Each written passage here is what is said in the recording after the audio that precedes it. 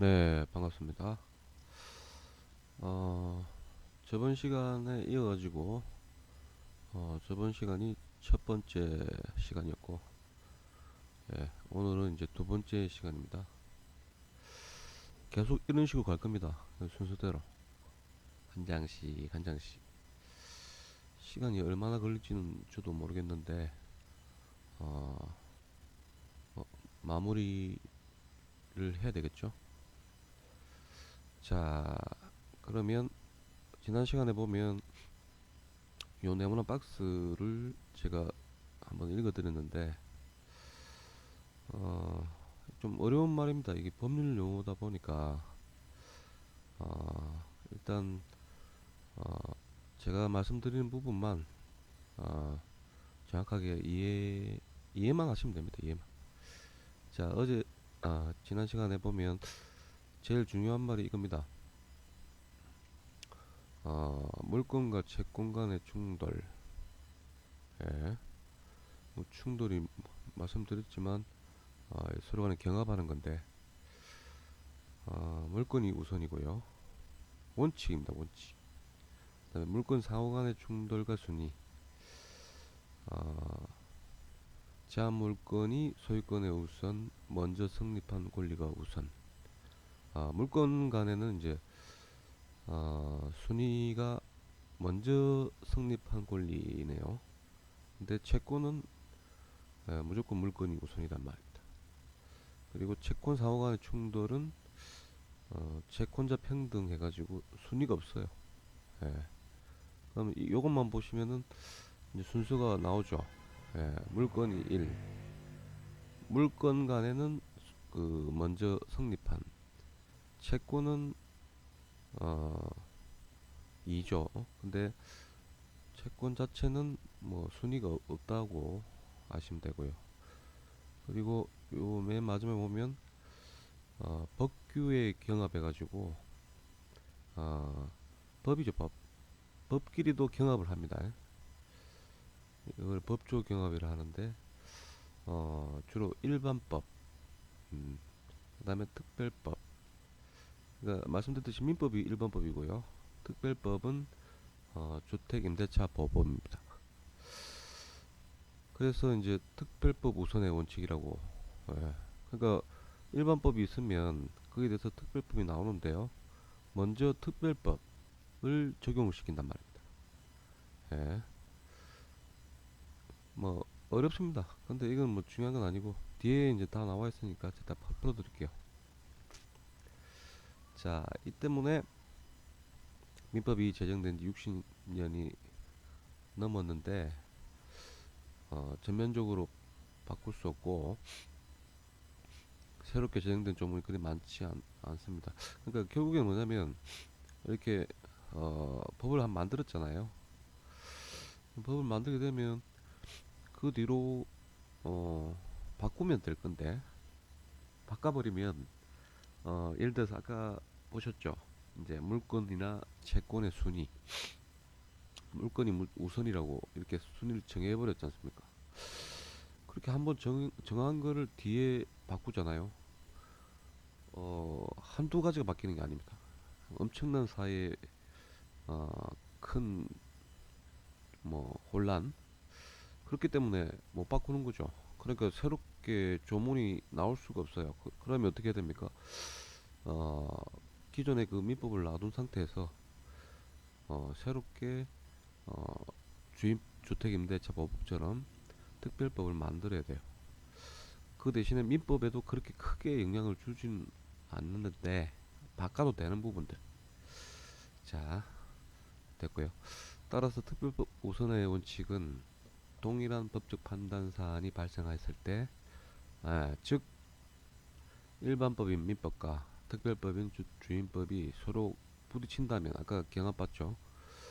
주임법이 민법보다 우선하여 적용된다는 원칙이다. 자, 잠깐. 지금까지 내용이 어렵죠. 예. 일단 아래의 민법 635조 법조문을 보십시오. 돼 있죠. 자, 여기 민법 635조 기간의 약정 없는 임대차의 해지 통고라고 있습니다. 무슨 말이냐면요.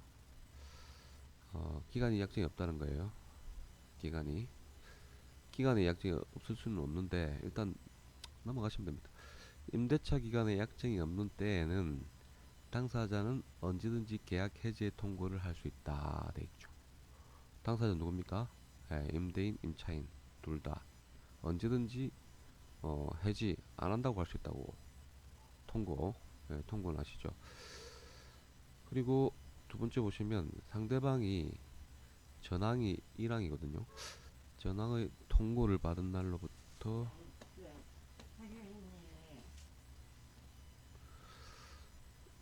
전항의 통고를 받은 날로부터 이 통고죠. 계약해지 통고. 다음 각 호의 기간이 경과하면 해지의 효력이 생긴다 돼 있죠. 무슨 말이냐면 자 임대차 기간에 약정이 없는 때에는 임대인 임차인은 양쪽 다 서로 계약을 안 한다고 할 수 있습니다. 자 그러면 그 효력이 바로 생기는 게 아니죠. 여기 보시면 통고를 받은 날로부터 효력이 발생합니다. 아래 그 기간이 경과 지나고 나서 그러면 1 보시면 토지 건물 기타 공작물 뭐 대부분 여기에 해당이 됩니다. 그 임대차에 임대인은 해지를 통과한 경우에 6개월 임차인의 해지를 통과한 경우는 1월이네요. 그리고 동사는 뭐 5일이고 자 이게 무슨 말이냐면 자 이 밑에 써 있어요. 위 민법 임대차 제 635조에서는 임대차 계약을 더 이상 하지 않고 끝내겠다는 통지를 당사자 즉 임대인과 임차인이 각자 상대방이 할 수 있고 집주인은 6월 똑같은 말이죠. 세입자는 1월 그 효력이 발생한다고 명시되어 있습니다. 써 있습니다. 자 여기까지 자 여기까지 이해가 안 되시나요? 표정을 제가 볼 수가 없으니까 일단 뭐 어려운 건 없고요. 그냥 간단히 제가 말씀드릴게요. 임대차 기간에 약정이 없는 때를 뭐라고 무슨 말이냐면요. 쉽게 말하면 우리 저 계약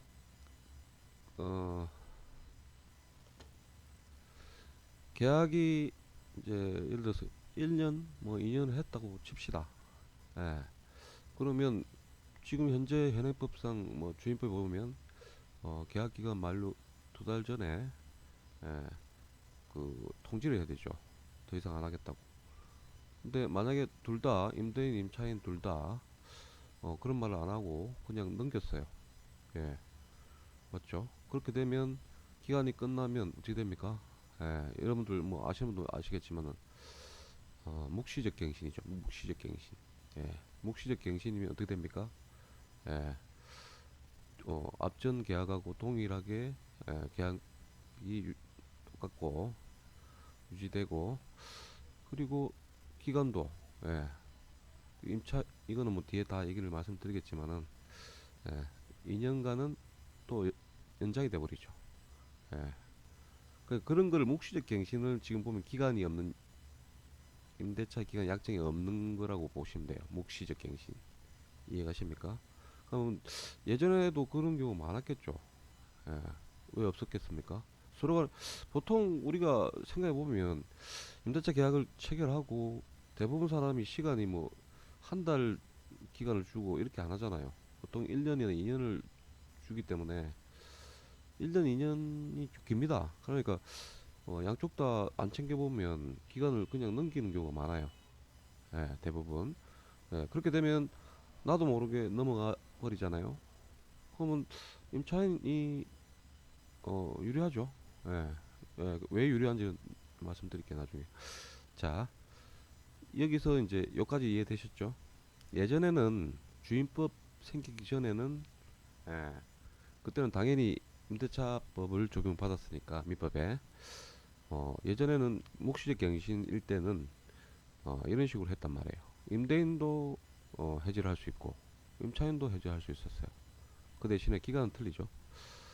자, 근데 이제 여러분들이 너무나 잘 아시는 주임법이 생겼어요. 주임법. 6조 2를 봅시다. 예, 그럼 여기 주임법 제 6조 2 뭐라고 적혔습니까?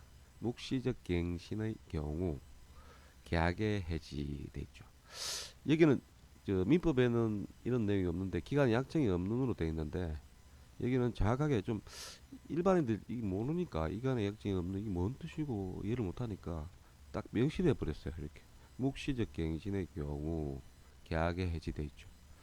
자, 그러면 법조문은 다르지만 똑같은 내용을 지금 얘기를 하는 겁니다. 똑같은 상황에서. 자, 그러면 비교해 봅시다. 1랑 제6조 제1항에 따라 계약이 갱신된 경우 돼 있죠. 6조 1항이라고 또 있는데 그거는 뭐 중요한 건 아니고. 자, 같은 조 제2항에도 불구하고 임차인은 언제든지 임대인에게 계약 해지를 통지할 수 있다 돼 있죠. 임차인은. 그러면 여기는 보세요. 임대인이 있는데 여기는 없죠. 임차인만 있죠. 결국에는 뭡니까? 예.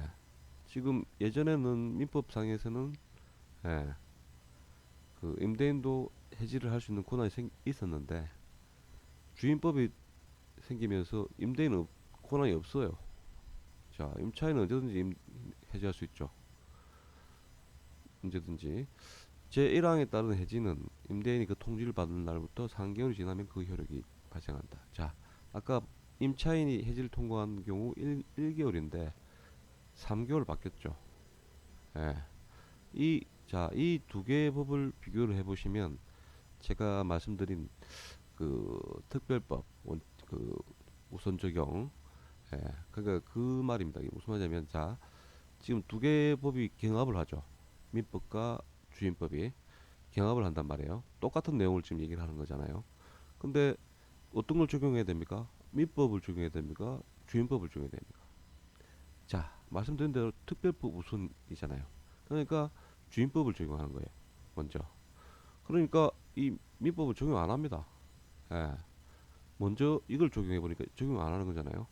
그러면 결론적으로 지금 현행 법상 주임법상 임대인은 해지를 묵시적 갱신이 됐을 때 해지할 수 있는 권한이 없고 임차인만 있습니다. 예. 아시겠죠? 임차인만 예를 들어서 묵시적 갱신 이제 서로 간에 기간 종료해도 아무 말 안 하고 그냥 기간 종료한 거버려요. 한 경우 그러면 임차인은 언제든지 자기 기분 나쁘면 아이고 내일 나갈란다 그러면 바로 임대인한테 전화해갖고 내가 나갈 건데요. 어 그러면 이제 3개월 지나면 보증금 내줘야 됩니다. 예, 법상. 그러니까 이 임차인 입만 보고 살아야죠. 2년 동안 언제든지 집주인은요. 억울해도 어쩔 수 없습니다. 예, 그러면 어떻게 해야 됩니까? 임대인이 뭐 2달 전까지 임차인한테 계약할 거야 안 할 거야 앞으로 물어봐야죠. 그러면 이제 알았다 계약할 것 같으면 재계약서 쓰자 이런 식으로 가야죠. 자, 이처럼 주임법에서는 묵시가 이제 한자 표현이죠. 아무 말 하지 않고 가만히 있음. 묵시적 갱신된 상태, 즉 기간의 약정이 없는 임대차로 본다고 했죠. 이 내용이 똑같은 내용이라고요. 그래서 임대인은 해지 통고를 할 수 없지만 임차인은 언제든지 계약 해지 통지를 할 수 있다 돼 있죠. 그 대신에 집주인 통지 받은 날부터 3개월 후에 효력이 발생합니다. 따라서 계약 해지와 관련된 경우에 특별법 우선의 원칙에 따라서 주임법 주택임대차 계약이 갱신은 뭡니까? 연장입니다. 연장한다는 말. 이 갱신에 관련해서는 상당히 이 법적인 부분이 좀 헷갈립니다. 그러니까 이 부분은 따로 정리를 해드릴 거예요. 경우 세입자는 민법 아닌 주임법 적용받는다 했잖아요. 맞죠? 자, 이 두 개의 법정을 자세히 보면 주임법은 집주인보다는 이제 세입자에게 너무나 너무 편파잖아요. 왜? 아까 말씀드렸듯이 임차인은 언제든지 자기 2년 동안 살 수 있고, 예? 집주인 나가라 못합니다. 2년은 무조건 보장입니다. 그러면 그 상태에서 2년 동안 그냥 임차인 입만 보고 있어야 돼요. 근데 언제든지 세입자는 나간다고 할 수 있다는 거죠. 아, 너무 편파적이죠. 한편 이렇게 제정된 주임법이 우리 사회에 미친 파급 효과는 와, 너무 컸겠죠. 예. 주임법 없을 때는 임대인도 나가라, 임차인도 나가라, 둘 다 나갈 수 있으면 나가라 할 수 있어. 이제는 안 되는 거죠. 예. 그러니까 엄청나게 임차인에게 권리를 줬습니다. 그다음에 이후 2002년 예, 제정된 상가 건물 임대차법. 아, 이것도 대단한 거죠. 예, 줄여서 상임법이라 할 겁니다. 역시 지대한 영향을 주었습니다. 그러니까 결국에는 주임법이 나오고 나서 이제 주택을 임차한 임차인들이 권리가 많이 생겼고 그 뒤에 이어서 상가 임차인들도 우리도 똑같은 임차인인데 우리도 법을 만들어 주라 해서 거의 주임법을 복사를 했죠. 예, 복사를 했는데 약간은 좀 다릅니다. 그래서 앞전에 제가 말씀드렸듯이 지금 법이 세 개인데 뭐 임대차, 주임법, 상임법. 그러면 이게 거의 똑같이는 아니더라도 비슷하게 가면 돼요. 근데 비슷하면서 달라. 약간씩. 그러니까 이게 헷갈리는 거죠. 예. 지대한 영향을 주었답니다. 그 다음에 뭐 약자에 대한 보호를 뭐 중요한 건 아니고. 자, 1조를 볼까요? 상임법. 이 법은 상가 건물 임대차에 관하여 민법에 대한 특례를 규정하여 이것도 특별법이죠. 국민 경제 생활의 안정을 보장함을 목적으로 한다. 자, 위 상임법 제1조의 목적만 봐도 주임법의 주거를 경제로 바꾼 거 말고는 거의 법조문이 동일합니다. 예. 상가 그리고 이제 상가 임대차 보호법이 아니고 보통 이제 일반인들은 상임법 하니까 상가 임대차 보호법이라고 알고 계시는데 정확하게 이 법조문을 보시면 상가 건물입니다. 왜? 왜 그러냐면 우리가 보면 상가도 있고 거기다가 공장도 있죠. 뭐 창고도 있죠. 이런 것도 우리가 임대를 하거든요. 예. 그것도 같이 본다는 거예요. 예.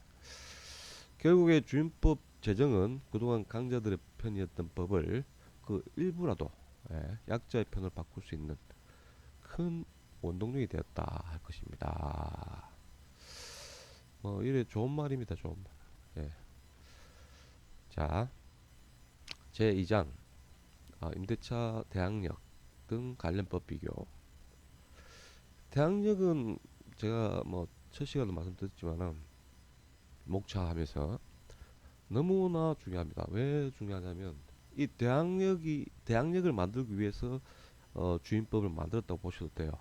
예, 그 정도로 되게 중요하다는 거죠. 왜? 그동안 대항력이 없었거든요. 예, 웃기죠? 예, 그럼 대항력이 없으면 어떻게 됩니까? 예, 뭐 자세한 앞전에 말씀드렸잖아요. 매매가 임대차를 깨버린다고.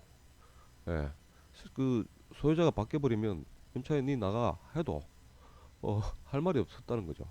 예, 대항한다는 거는 말 그대로 상대방한테 대항할 수 있는 능력. 예, 이게 없었다는 거예요. 자, 서론이 길었습니다. 이제 넘어갑시다. 1 가로 닫고 임대차 법 적용과 대항력의 정의돼 있죠.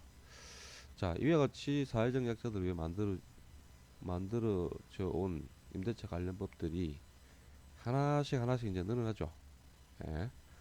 근데 하나의 문제점이 발생합니다. 그게 뭐냐면 임대차 관련 법들을 어, 과연 어떤 식으로 법 적용과 법 해석을 하느냐의 문제라고 할 수 있습니다. 뭐냐면 금방 뭐 앞서도 얘기했지만 이 법이 이제 계속 만들어지잖아요. 그러면 만들어진 만큼 그거를 어, 법률 전문가들은 계속 익숙하죠. 예. 만들어진 걸 봤고 그 다음에 계속적으로 이제 보기 때문에. 근데 일반인들은 바쁘잖아요. 그러니까 뭐 특별법 우선 뭐 이런 말 들어본 적 있습니까? 살면서 잘 안 듣잖아요. 관심도 없고. 그래서 이제 적용하는 부분이 힘들다는 거죠. 그러면 이게 왜 중요하냐면 적용되고 안 되고에 따라서 이게 음, 자기 주의가 틀려져 버리고 소위 말하는 다툼이 그게 다툼보다는 자기 권리를 정확하게 아는 거죠. 내 권리. 아까 얘기했듯이 임대인은 권리 없어요. 임차인은 권리 있어요. 예, 이런 것들 알게 됨으로 인해서 바보처럼 당하지는 않는다는 거예요. 근데 그거를 정확하게 알아야지만 쓸 수 있는 거죠. 자, 봅시다.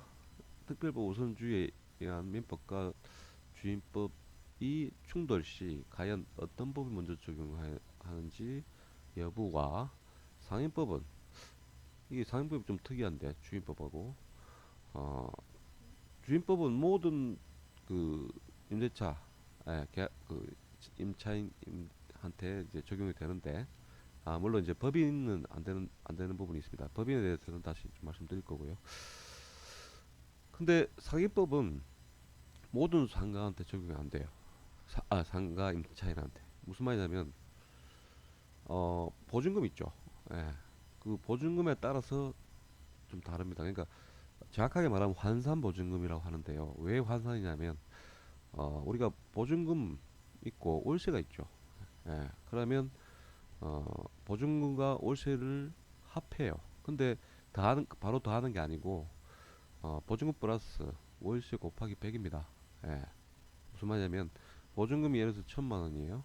예. 근데 월세가 100만 원이에요. 예. 그러면 월세 곱하기 100이라고 있죠. 그러면 100 하니까 곱하기 하면 1억이죠. 예. 그럼 플러스 1000만 원 보증금 1억 1000만 원이 환산 보증금이 돼버린단 말이에요. 아시겠습니까? 그러면 여기에서 환산 보증금 해가지고 지금 법으로 그러니까 상임법상에 예, 상임법상에 이제 보증금이 정해져 있어요. 예. 그러면 그 보증금 예를 들어서 정한 지역마다 틀리거든요.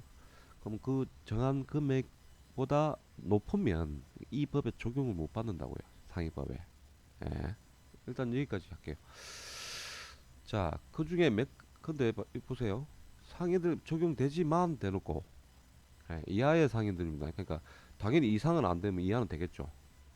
자, 그 중에 몇 가지 조문은 모든 상인들에게 다 적용된다는 해당 법 규정의 복잡하고 어려운 내용을 쉽사리 이해하고 이게 어렵죠, 당연히. 그래서 제가 이렇게 가르쳐 드리는 겁니다.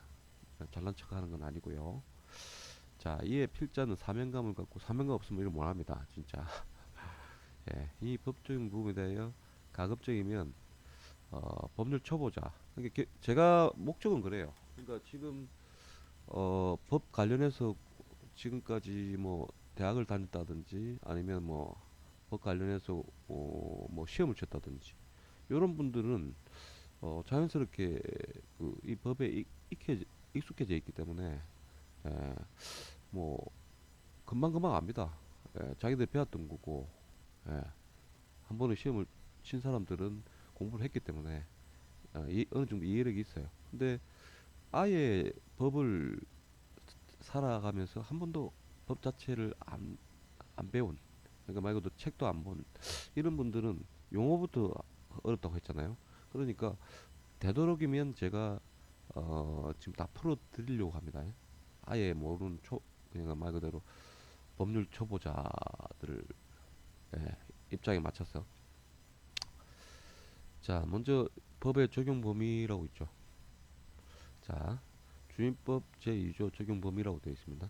이 법은 주거용 건물 의 전부 또는 일부의 임대차에 관하여 적용한다 돼 있고, 그 임차주택의 일부가 주거 외의 목적으로 사용하는 경우에도 똑같다 돼 있죠. 또한 같다 돼 있죠.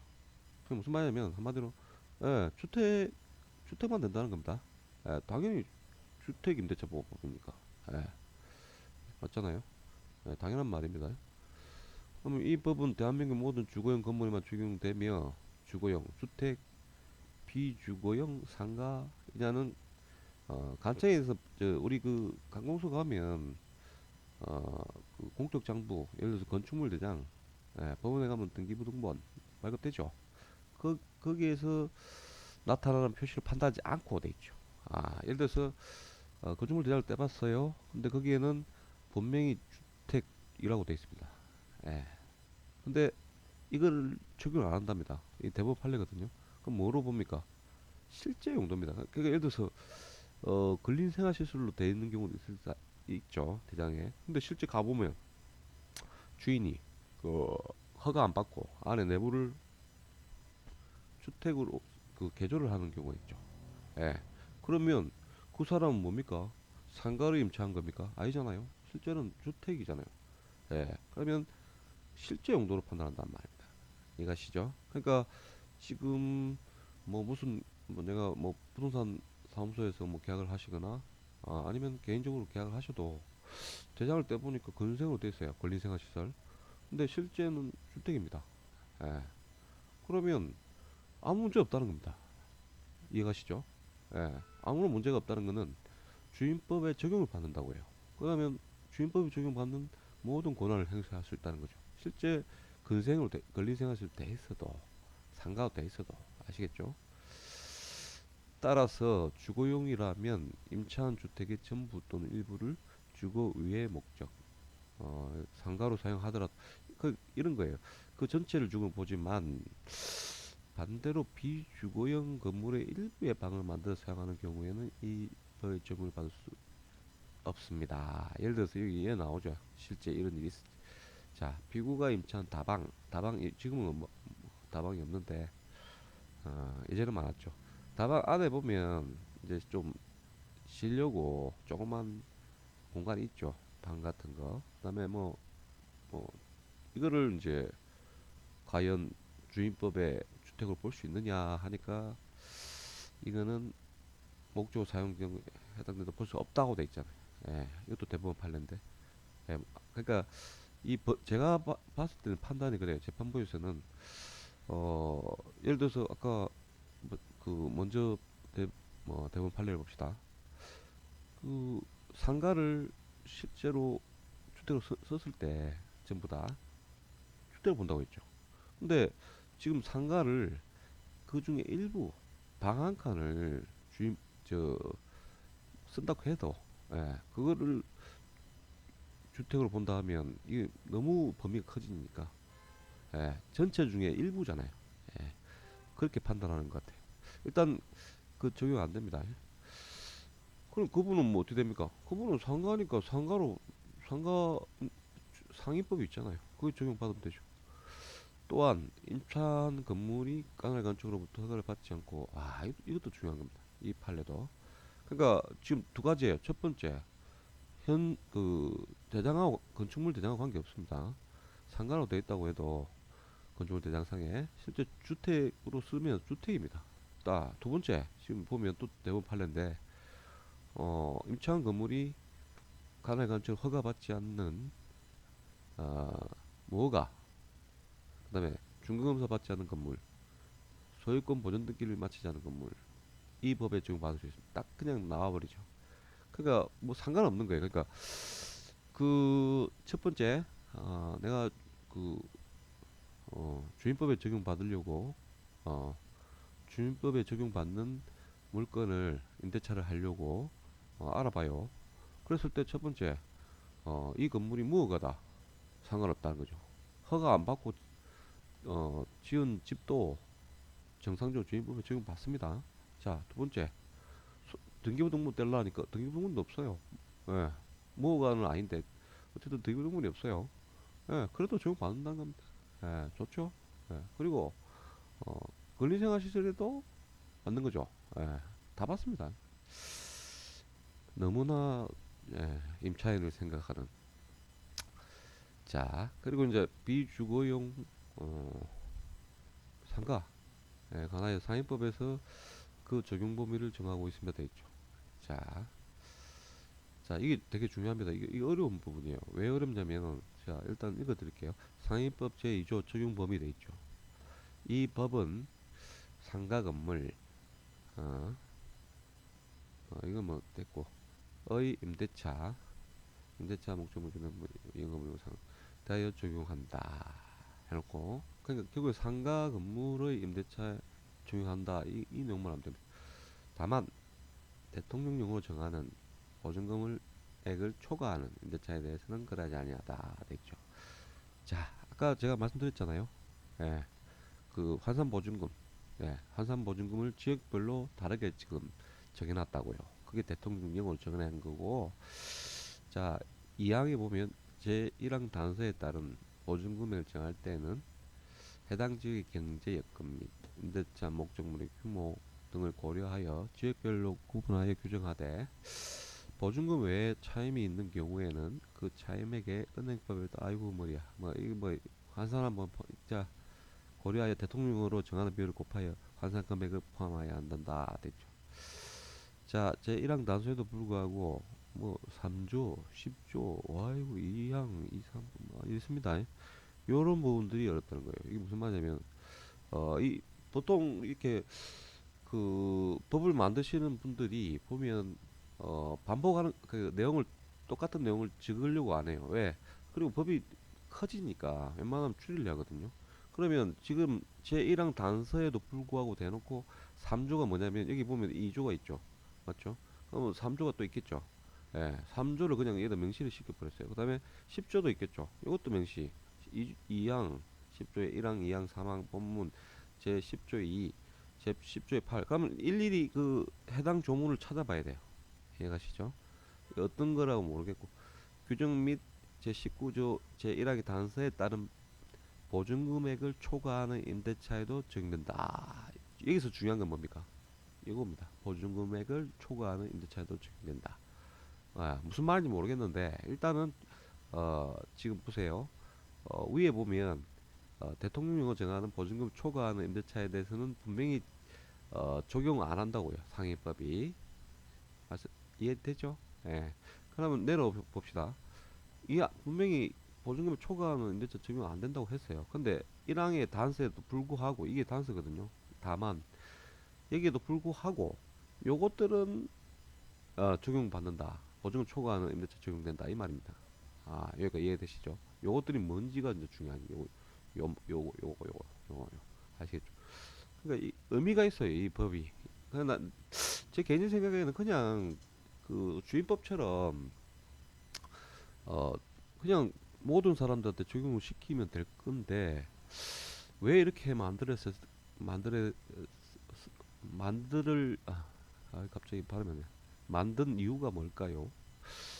그래서 나도 이제 그 궁금했는데 결국에는 이제 그 어, 주택 주택은 이제 어, 예전 기준으로 봤을 때 보증금 뭡니까? 보증금이 많죠. 전세 많더라도 그렇게 많지는 않은데 어찌됐든 그러니까 주택하고 상가하고 비교를 해보면 상가가 훨씬 많을 수가 있죠. 예를 들어서 뭐 대형 뭐 기업도 그렇고요.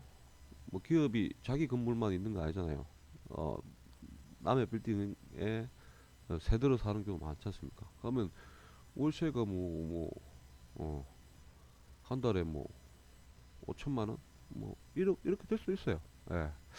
그러니까 이게 너무 모든 그 상인들을 보호하려고 하니까 이제 말 그대로 이제 임대인들이 이제 좀 불만이 많겠죠. 좀이 아니고 불만이 엄청 많겠죠. 모든 그 상인 뭡니까 상가 임차인들한테 그, 그 이러한 권한을 다 줘야 되니까 그러니까 이제 결국에는 이제 밀린 것 같아요. 그때 당시에 이제 그 국회의원들이 법을 만들 때, 예, 그 상가 임대인한테 그렇게 밀렸으니까 결국에는 이제 금액 한도가 생긴 거겠죠.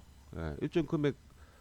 근데 법이라는 거는 형평성이 있어야죠. 그러니까 지금 뭐 나름 자기들이 형평성을 만들었지만 제가 봤을 때는 뭐 예, 모든 분들한테 줘야 된다 봅니다. 근데 그 모든 분들 줘야 되는데 어 그 안에서도 이제 자기들이 타협을 했겠죠. 예, 어떤 부분 타협했냐 이런 거죠. 그러니까 요런 것들은 그래도 모든 분들한테 주자. 이게 또 중요하거든요. 요것들이 요거 3조 여기에서 적절하게 합의를 한 것 같아요. 그리고 그 환산 보증금도 매년 이제 좀 올립니다.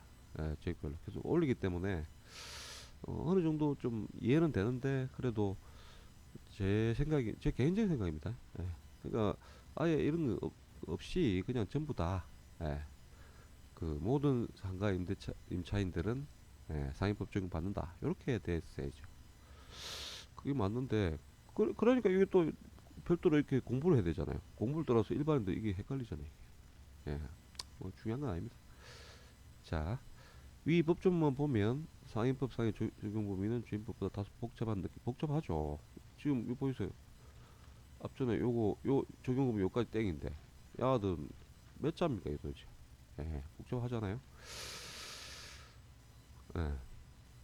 하지만 예, 제가 이거를 다 예, 어렵지 않게 만들어 드릴 거예요. 먼저 주임법은 보증금액이 얼마가 되든 간에 이거 내가 말씀드렸죠. 한도 제한이 없습니다. 근데 주임법도 웃겨요. 보면 요즘에 뭐 보증금 5억, 10억 이런 그 임대차도 많거든요. 주택도 아파트 값이 너무 많이 올라가지고. 그러니까 이 금액 한도는 제가 좀 의미가 없는 것 같아. 일단 넘어갑시다. 너무 길면 안 되니까 짜증 나실 거니까. 자, 주임법에 다 적용받습니다. 근데 상위법은 제가 말씀드린 대로 보증 금액을 초과하는 상가 임대차 이 법 적용이 안 된다고요. 자, 그러면 자 여기 2조를 봅시다. 이 대통령령으로 정한다고 했죠.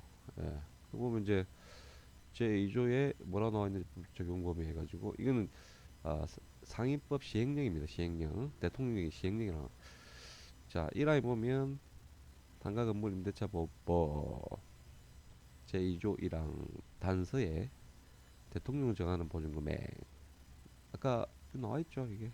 예, 대통령 정하는 여기에 대해서 이제 추가적으로 시행령에서 밝히는 거죠. 법이 구조가 그래요. 그러니까 지금 기준 법이 있고요. 법에서 이제 좀 부족한 부분은 이제 시행령. 그러니까 결국엔 대통령령으로 이제 새로 만드는 거죠. 예, 디테일하게.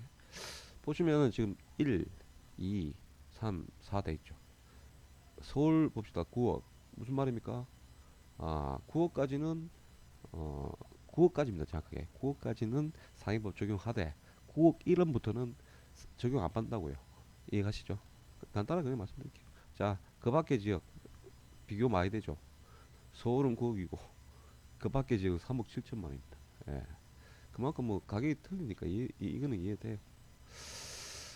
자, 뭐 이런 내용입니다. 자, 그리고 2항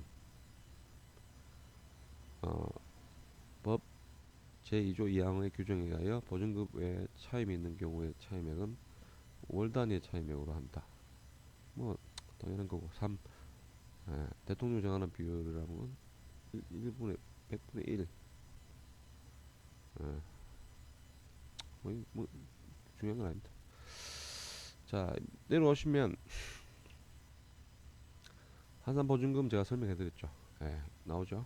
예, 세입자 A가 보증금 1억. 이건 일부러 제가 금액 만들었어요. 월 차임 270이죠. 예, 이렇게 계약을 했을 때, 자, 보증금 1억은 떼놓고요. 월 차임부터 봅시다. 270 곱하기 100이죠. 그럼 얼마입니까? 270, 2억 7천이죠. 그럼 이거 플러스 하죠. 3억 7천 되죠. 자, 그럼 제가 사는 것이 지금 통영시입니다. 그럼 통영시는 3억 7천까지는 상위법 적용 받죠. 근데 1원이라도 올라가면 안 된다고 했잖아요.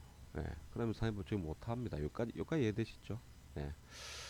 자, 그럼 추가적으로 또 나와 있는데, 이것도 중요한 사항입니다. 자, 그러면 이런 거예요. 그러니까 보통 상가는 주택하고 달려서 부가세를 내죠. 이거 우리가 신고를 하기 때문에. 그러면 370 같으면 부가세가 얼마입니까? 270이죠. 부가세가 얼마입니까? 227만 원 10%. 자, 그러면 부가세를 같이 합쳐버리면 어찌 되죠? 예. 그럼 난 적용 못 받잖아요. 당연히. 그 내용이에요. 자, 임차인 부담하기로 한 부가가치세액이 상가물 임대차 보호법 제2조 2항에 정한 차임에 포함되는지 여부. 소곡이 뭐냐면 부정한다는 겁니다. 부정. 이제 이것도 대부분 대부분이가 수원지법이네. 자, 환산보증금의 부가세 미포함이라고 판결이 났습니다. 이거 그 무슨 말이냐면 환산보증금에는 부가세 넣지 말라고요. 월세 그냥 그대로 270 적용하면 된다고요. 뭐 그런 판결이. 뭐 이건 시간 날 때 한번 이거 책을 사서 봐야 돼. 그럼 요 법좀 사건 번호를 이제 적어 놓으세요. 그러면 인터넷 치면 나옵니다. 왜 그런가에 대해서 판결. 또한 상인법이 적용되는 상가 건물 임대차는 사업자 등록. 왜 그러냐면 상가는 우리가 왜 임대를 합니까? 사업하려고 하잖아요. 근데 사업자 등록이 없다는 건 말이 안 되지 않습니까? 사업자 등록이 대상이 되는 건물로서 임차 건물을 영업용으로 사용하는 임대차만 가능합니다. 그 대신에 종교, 그래서 교회, 사찰, 뭐 자선단체, 그 다음에 친목 모임 사무실 등은 요거는 사업자를 낸다 해도 그 무슨 수익 사업이나 이런 건 아니지 않습니까? 이분들 적용 안 됩니다. 상위법에. 예. 그리고 주임법은 마찬가지로 상위법이 적용되는 영업용어의 의미는 관공서에서 발급받는 공적 장부상의 표시가 아니라 실제 현황, 즉 임차 건물을 영업용으로 사용하는지 여부로 판단됩니다. 또 주임법과 거의 동일하죠. 그런 내용이에요. 예를 들면 이제 중소기업이 건물 1층 중 약 20평을 임차했습니다. 그리고 사업자 등록을 마친 후 임차 부분에서 도금 작업을 했는데, 임차 부분에서 인접한 컨테이너 박스에서 고객으로부터 도금 작업에 관한 주문을 받아서 완성된 도금 제품을 고객들에게 인도하고 수수료를 지급받는 등의 영업 활동을 했대요. 이 경우 컨테이너 박스도 도금 작업과 함께 하나의 사업장이라고 할 것이므로 사업장에 상위법에 적용 받는다는 거죠. 컨테이너 박스 적용 받는데 가면은 뭐든지 적용 안 받겠습니까? 이해가시죠? 또한 주임법은 사람만 적용받죠. 사람. 제가 말씀드렸죠. 근데 그건 상가는 상가 임대차는 법인도 됩니다. 근데 주임법은 법인이 적용이 안 돼요. 일단 안 된다고 아시고 계시면 됩니다. 근데 예외적으로 되죠. 예. 항상 법은 원칙이 있으면 예외가 있습니다. 무슨 말이냐면 무조건 안 된다는 건 아니죠. 일부라도 어떻게 그걸 열어줘요. 자, 예외적으로 한국토지공사 및 지방공사와 중소기업에 해당하는 법인이 소속 직원의 자기 그 회사 다니는 직원 있죠. 주거용으로 주택 임차 후 그 직원이 주민등록 마칠 때에는 대학년까지 인정받을 수 있다는 거죠. 이해되시죠? 네. 이제 다 읽어드렸으니까.